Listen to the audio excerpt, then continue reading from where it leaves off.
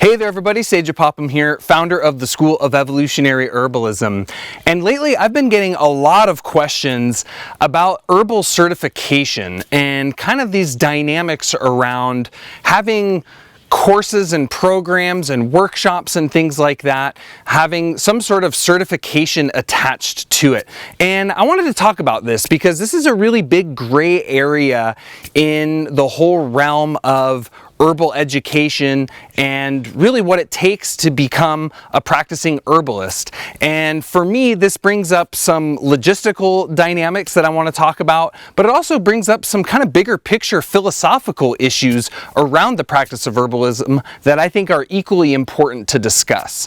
So the first thing and most important thing to understand is that herbalism is not regulated by the government, right? There is no overarching governmental body or institution that really oversees and kind of polices the practice of herbal medicine, right? And I honestly, personally think that this is a good thing, right? That if the government had its hand in terms of, making sure that herbalism was done a certain way, I think it would really destroy the herbal art. To me, herbalism is the people's medicine. It's a people's practice.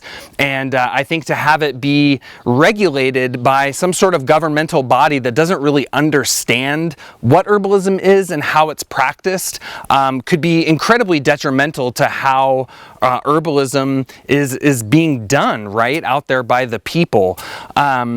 And there's kind of this dynamic about the difference there between licensing and certification, right? So in terms of practicing herbalism, there is no actual licensing, right? Like how an acupuncturist or a massage therapist or a naturopath, right, has to be licensed in order to practice.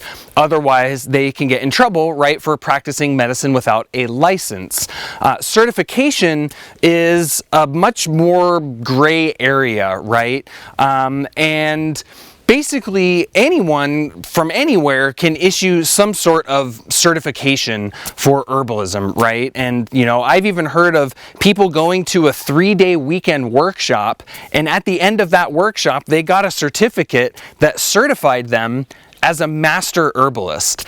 And this is one of the reasons why I think it's really important to look closely at what certification is and what is actually being certified. To me, a 3-day weekend workshop is definitely not a qualifier for someone to call themselves a master herbalist, right? And I think this is a really important dynamic that when we see a lot of certifications out there in regards to herbalism, more often than not, there's simply internal certificates of completion for going through a particular program, right? So different schools, different programs, once you go through their course, they'll give you a certificate that says, hey, you completed the course. That certificate doesn't really, from a big picture, doesn't really do much for you, right? It's not like someone's going to come knocking on your door and be like, hey, I see you're a practicing herbalist, are you certified? And you're going to show them your certificate and they're going to be like, oh, it's okay.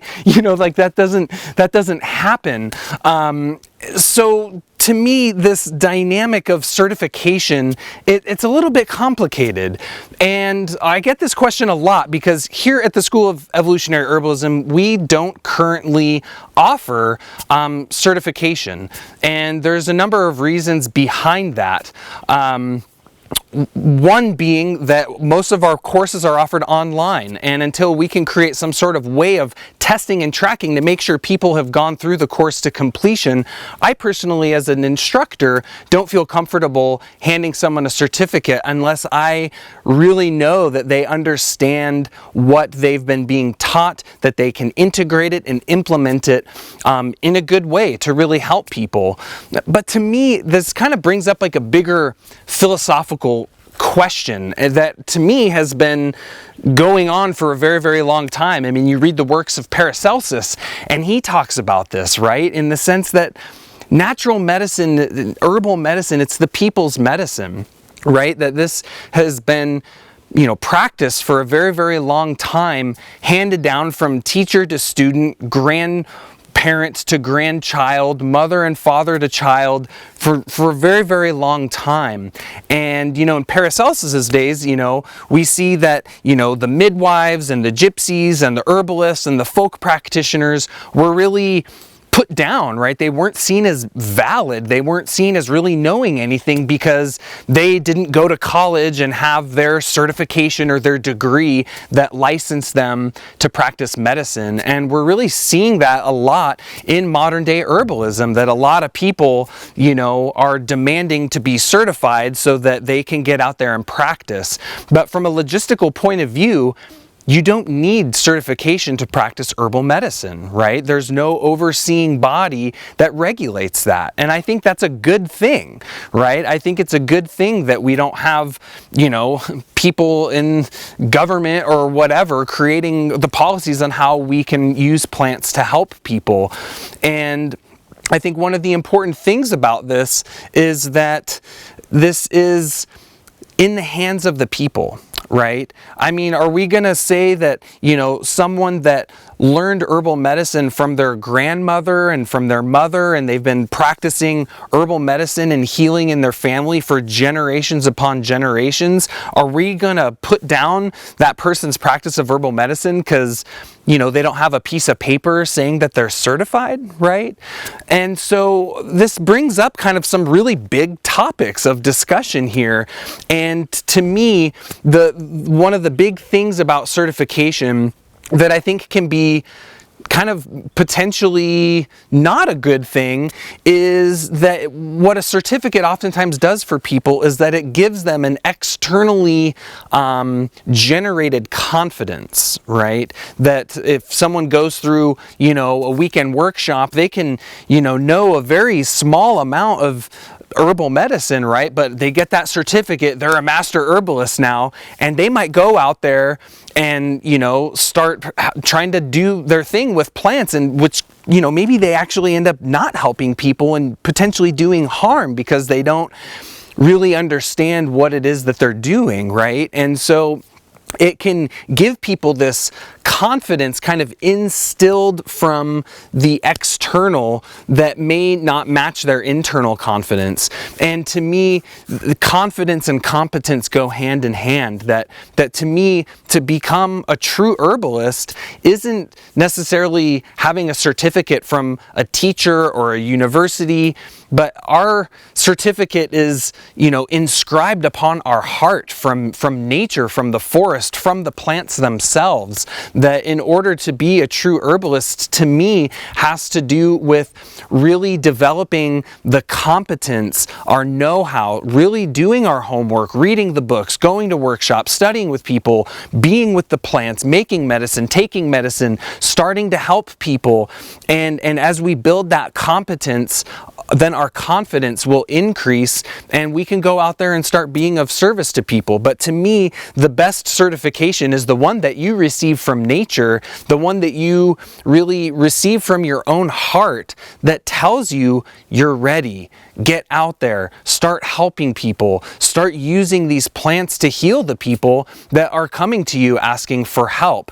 And I think this is the most important element that we have to consider when we are on this plant path, that we are deeply connected to the plants, that we're deeply connected to our own heart, and that we ultimately are following that calling within ourselves that says, yes, you're ready. You have the know-how, you have the skills, you have the knowledge, the understanding, you have the practice. Get out there and start being of service to the world. And no piece of paper can replace that. And I think that's the most important element of how to really get started with practicing herbalism. Because like I said, there is no actual piece of paper that gives you the authority to go out there and practicing, right? And I would say that the best certification that we do have available to us, from my knowledge and understanding, is to become a registered herbalist, an RH, through the American Herbalist Guild. And the American Herbalist Guild is an institution that has created certain standards that people have to meet, or requirements that they have to meet proving that they have gone through a certain amount of training and schooling and have a certain level of experience in clinical work in helping people, and then you can apply to become a registered herbalist with the American Herbalist Guild. And to me, that is the best form of certification that we currently have in North America. Everything else is pretty much a certificate of completion of a particular course, and I don't think that's necessarily a bad thing, but there's a big expanse of that, right? There can be a certificate saying that you've completed, 500 clinical hours seeing clients. That to me is a super valid certification. You can also get a certification saying that you just finished a weekend workshop. Maybe that's not quite so strong. And so there's a big expanse here of the kind of the levels of certification in herbal medicine. And to me, I think that the beauty of herbalism is that there is this kind of gray area, and we have a lot of freedom. We have a lot of abilities to get out there and help people with plants, whether we got a piece of paper with our name on it or not. And I think this is a really important thing for us to consider. And for any of you that might be considering one of our programs at the School of Evolutionary Herbalism, like I said, we don't currently offer certification, because for me to put my name behind a certification, I want to feel confident and competent in your confidence and competence. And we're currently developing ways of going about doing that through testing, through homeworks, through assignments, through live interaction, through direct interaction with me, and creating some sort of system that gives you that strong certification, right? A certification that holds water, that really means something, that really will help to instill confidence in the people that you serve too. And that to me also is the other most important form of certification, is your results, right? If you start helping people with plants and their symptoms go away, they feel more vital, they're sleeping better, they're eating better, they have more energy, they're starting to exercise, they're feeling more vital within their being, that to me is the most important certification, is just the results that you get, and no piece of paper can replace that. So I just wanted to share my thoughts on this dynamic with certification of herbalists. I think that there's a lot of good things out there in terms of herbal certification, and in my opinion, I think there's some stuff out there that isn't quite so great in terms of herbal certification.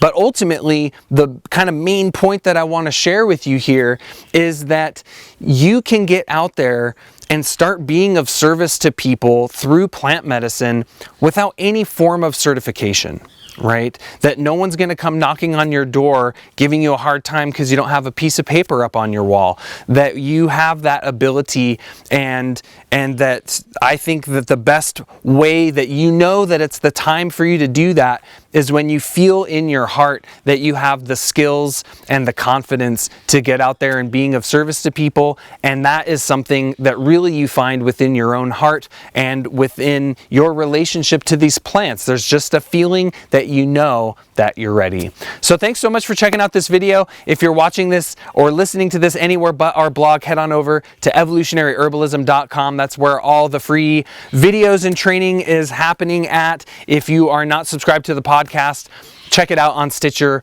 or iTunes at The Plant Path. And we also got our YouTube channel at School of Evolutionary Herbalism. Thanks so much for checking out this most recent issue of the blog. I hope this finds you well. And until next time, take care, be well, and don't hold yourself from getting out there and being of service to the world through the healing power of plants.